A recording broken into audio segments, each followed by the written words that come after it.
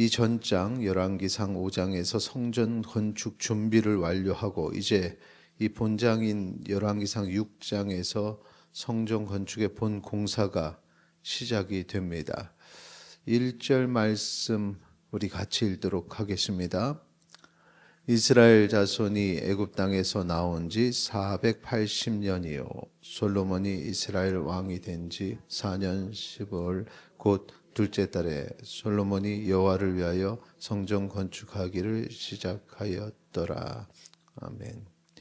자, 지금 말씀해 보니까 애굽 땅에서 나온 지 480년이라는 시간이 흘렀습니다.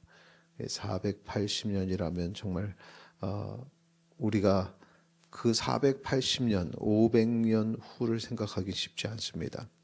하지만 지나서 돌아보면 그 시간도 짧은 시간임을 알 수 있습니다.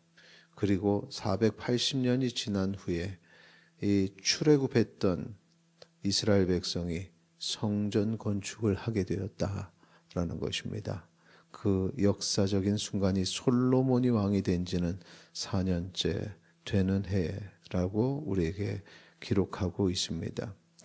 이 시간이 고통의 시간이지만 그러나 그 영광을 향하여 나아갔던 시간인 사실을 우리가 알고 있습니다. 하지만 그 지나던 시간, 그 때를 살아가는 사람들은 그 사실을 잘 몰랐을 것입니다. 오늘 우리의 시간도 마찬가지입니다. 우리의 시간이 하루하루가 의미 없는 것처럼 보일지라도 지나고 나면 하나님께서 그 시간을 통해서 연단하시고 훈련하시고 또 영광으로 나아가는 시간으로 인도하시는 줄 믿고 살아가시기를 바랍니다. 오늘 6장의 내용에서 2에서 14절까지의 내용은 이제 성전 외부 공사에 대한 설명을 하고 그 다음에 15절에서 36절은 성전 내부 공사에 대한 내용이 기록이 되어 있는데 먼저 2절에서 10절까지 성전의 규모를 우리가 이 미터로 환산해서 보면은 성전은 가로 27m, 세로 9m, 높이는 13.5m다라는 사실을 알 수 있습니다. 그래서 이 높이를 보면은 한 3층 정도 되는 3층이 아니고 13.5m 여기서 말하는 13.5m는 길이가 되겠군요. 세로 높이는 9m, 3층 정도의 길이임을 우리가 이제 알 수 있고, 자, 현관의 길이가 가로 9m, 세로 4.5m, 현관이 9m, 3층 높이다. 이 말씀을 드리길 원합니다. 자, 그리고 7절 말씀을 함께 읽도록 하겠습니다. 7절입니다. 이 성전은 건축할 때 돌 그 뜨는 곳에서 다듬고 가져다가 건축하였으므로 건축하는 동안에 성전 속에서는 황망이나 도끼나 모든 철 연장 소리가 들리지 아니하였습니다. 돌을 가져다가 건축을 하는데 이제 외장이죠. 그런데 돌을 깨거나 거기서 철 연장을 다루지를 않았다. 왜냐하면은 사전에 그것들을 다 계산을 해서 이미 현장에서 채석장에서 다듬어서 가져오기 때문에 그 성전을 건축하는 현장에서는 그런 소리가 들리지 않았다라는 것입니다. 이것을 통해서 얼마나 철저하게 계산이 되고 그 계산된 것들이 현장에서는 이렇게 쫙 맞추는 그 일만 하도록 만들었음을 우리가 이 7절을 통해서 알 수 있습니다. 9절 보면은 이제 9절과 10절 우리 같이 읽도록 하겠습니다.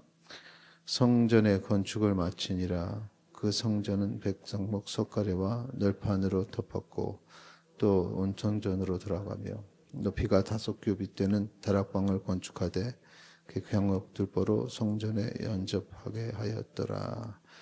지금 9절에 보면은 이제 석가래와 널판을 덮었다라는 걸 통해서 이제 석가래는 지붕을 받치는 그런 이제 갈빗대와 같은 역할을 하죠.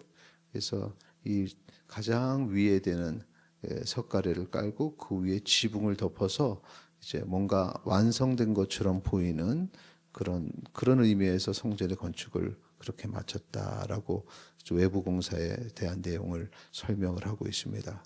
자, 그 다음부터는 이제 내부 공사에 대한 설명들이 15절에서부터 기록이 되어 있는데 아주 상세하게 내부 마감에 대한 것들, 백향목 널판, 또 마루는 잣나무, 뭐 이런 식으로 세부 내용을 기록하고 있습니다. 16절에 보면은 성전의 내소 이야기가 나오죠. 지성소와 성소를 구분했던 내용이 설명이 되어 있습니다. 16절 같이 읽겠습니다. 또 성전 뒤쪽에서부터 20규빗 되는 곳에 마루에서 천정까지 백향목 널판으로 가로막아 성전의 내소 곧 지성소를 만들었습니다. 지성소와 성소를 만들어서 이렇게 구분을 지었습니다. 그래서 널판으로 가로막았다 이렇게 되어 있죠.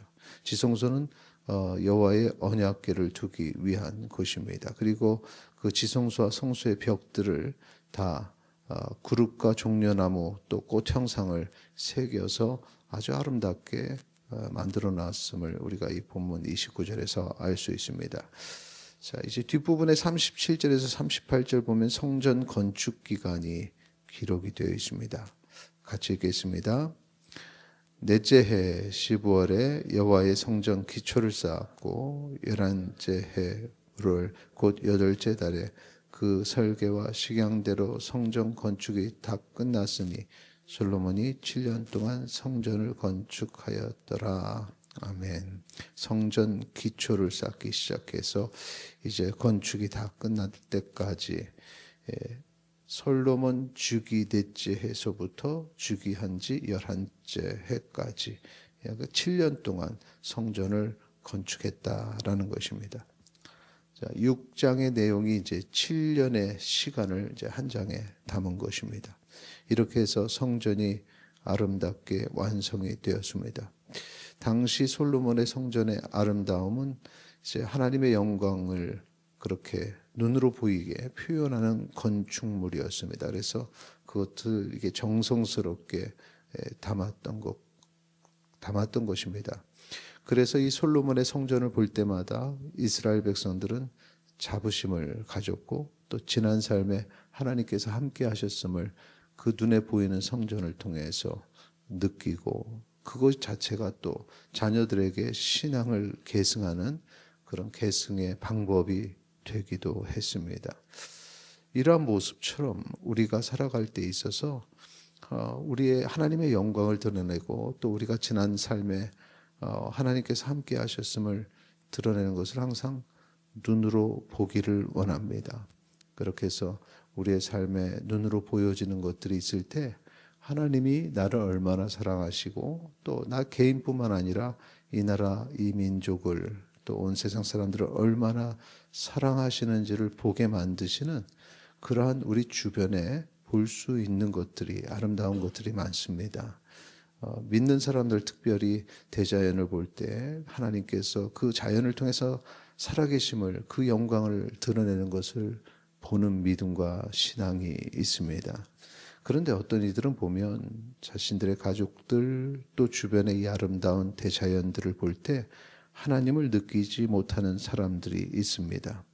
하나님께서 얼마나 나를 지켜주시고 인도하셨는지를 깨닫지 못하는 경우가 있습니다. 그것은 자기 자신만 봐서 그런 경우들이 생기는 것입니다. 오늘 살아갈 때 내 눈을 들어서 나만 보는 것이 아니라 이 주변을 돌아보고 또 이 대자연을 바라보며 하나님의 영광을 나타내는 그 모든 것들을 통해서 하나님의 사랑을 살아계시는 하나님을 만나기를 축원합니다. 우리의 주의 전을 오늘 이렇게 찾았습니다. 새벽마다 주님을 만나는 이곳을 통해서도 하나님이 나를 얼마나 사랑하시는지를 깨닫기를 소망합니다.